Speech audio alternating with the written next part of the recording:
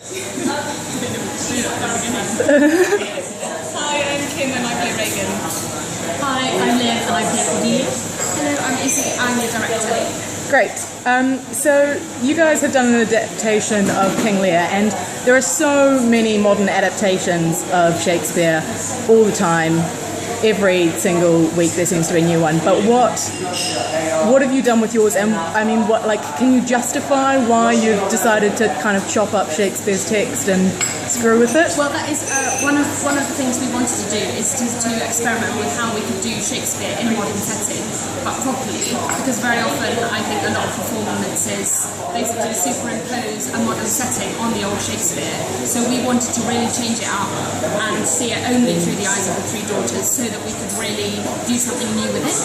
And we've worked a lot on the verse and the language to make sure that it doesn't feel like it doesn't sit right in the 2014 context. We really wanted to just change it, see it in a completely new way, and feel like it really could be three women in 2014 speaking. And also I think quite a lot of adaptations take the story and then write a new script, and one of the things we were keen to do was to retain Shakespearean language. So there is actually another King Lear on the three-woman King Lear, but they've made their own like, modern text, which for us kind of is a bit anachronistic with what the story is actually about.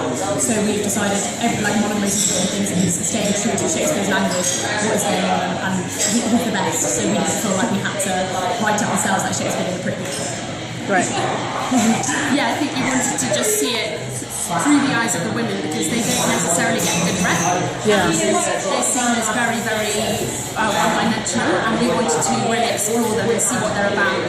And we found that we could do that just using the original text, but changing it, so taking bits of the text from all over and creating new scenes of our own, and that actually really works. It creates a new, very, very domestic tragedy. Yeah. And so one of the things that I thought was most striking about the play was the way the difference between Regan and Goneril is emphasised so much. So like in other versions of King Lear that I've seen, they're almost kind of one unit, but a real stress is made of how different they are. So how was that process? I think we really wanted to make three very individual, very interesting women.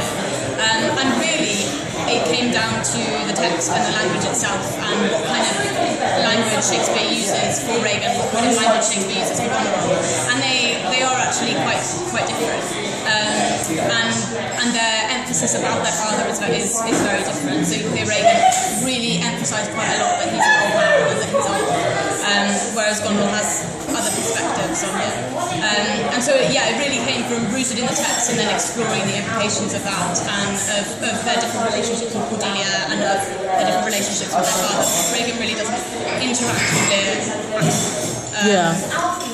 And that has different implications for her relationship with him and with her sisters. Yeah. And we went through quite a lot of different versions of the script as well, really trying to work out who the sisters were as individuals. So very often we'd come across a line which didn't sit right in Regan's mouth or something because of the character that we had started to form. And so we've kind of honed it so that we've really created distinct characters. Great.